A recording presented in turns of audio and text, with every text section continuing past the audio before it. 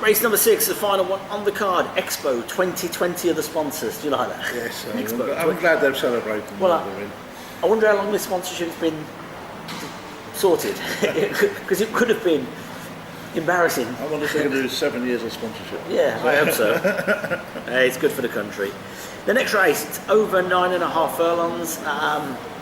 Again, standard-wise, purely on ratings, you say it's a good race, 82 to 100. I don't think it's that good. Mark, you tell me. Number 1 Jardin for me. Why stick this horse in at 62 to carry 62? Probably Mickey Kettle thinks it's the only chance he's got to run him sometimes. So don't blame him for doing that, but it's a lot of weight. Swinging 60s. Just quickly, can I ask you, who are the owners? Do you know them? Because you know Mickey quite well. Yeah, they are a group of Russian people. Okay.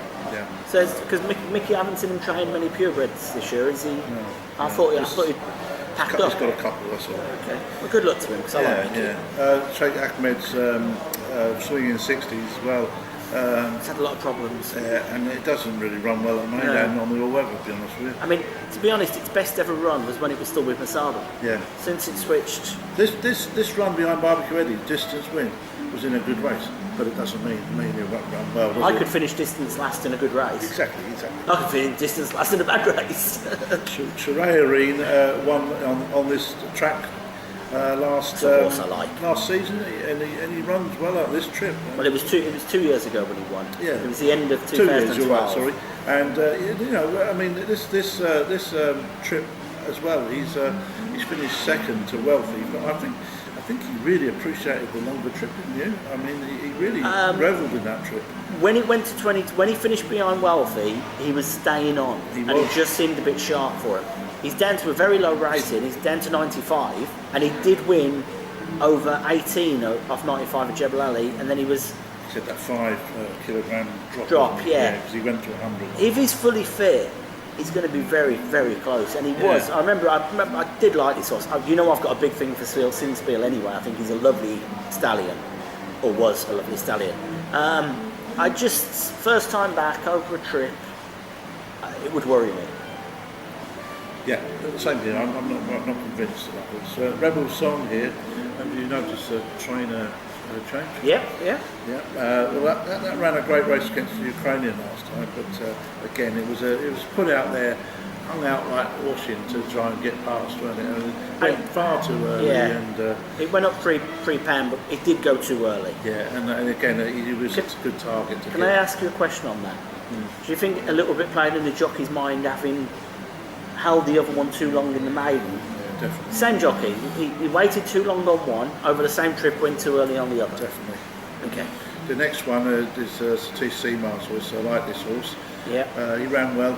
He's been raising rows at £6, and so he was on my shortlist. Antonori was on my shortlist. Yeah, I mean, look, he was dropped £6 down to the race before the one he won, and he finished behind Romantic Flash. As I said to you before, and I'll stick by that, Romantic Flash ran a poor race last time, and I thought it was a false win when he won. I still think Khan would have been very close to him if we hadn't been shuffled back 6-7 metres and then had to run on. But you can't take away the win. And it was Richie rode a very good race on that. He did, and he'll be there or thereabouts. And that still doesn't give to me. I think he's got enough in hand with representation. Yeah. He's only £3 worse off, so I can't see representation sort of knocking that form round. Amman can't do the form round even. He's just too far back for me. Amman ran on. This was the one I was on about. Yeah. Now the thing is, he's only carrying 50.5 because Noel can do the weight. Yeah. Noel Garber can do 47. How? I don't know. They would do 47. They made the matchsticks. I don't think my legs could do 47. You should see some of the saddles in the jockey's room. It's ridiculous. But he rode a very good race. I actually tried to book him last week for a ride because I watched him ride that race because he kept calmer in the whole way. And he rode a very good race, and he went for home. I don't think he stayed. No, that's what I was going to say. I don't think he got home. No. So it says here, same pace final 300. I think that's summed it up quite well. Yeah. He didn't run on that. I don't think he stayed. I think if he was in the mile race, now if we could swap him and Karma over, I think he'd go very close in the mile race. But That's my opinion. I think 7 would probably be too sharp for him, which is why he's not in the other race. So, okay, we've told you which horses can't win. Well, what I do like really is the past winner, Ukrainian. Yeah. I thought Royston French rode a canny race to win. A bit like Innocuous winning. Yeah. I think it was a canny race. Good jockey, Rice. And Royston, this horse has never let them down, has he?